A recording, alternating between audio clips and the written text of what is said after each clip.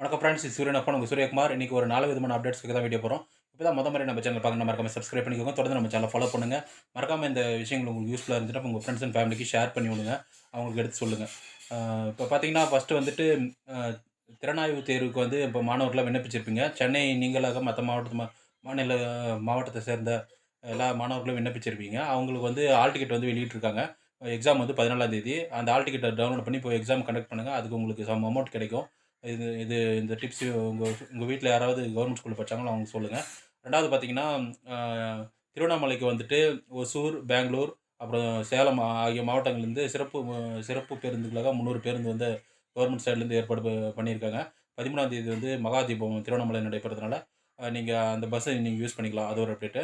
மூணாவது அப்டேட் பார்த்தீங்கன்னா, கல்வி தொலைக்காட்சியில் வந்துட்டு டிஎன்பிசிக்கு ப்ரிப்பேர் பண்ணுறவங்களுக்காக வந்துட்டு காலை, மாலை ஆகிய இரு வேளைகளில் வந்துட்டு காலைல 7 டூ 9, மாலை 7 டூ 9 2 வேளையில வந்துட்டு ஸ்பெஷல் கிளாஸ் எடுக்கிறாங்க. அதை நீங்கள் யூஸ் பண்ணிக்கோங்க.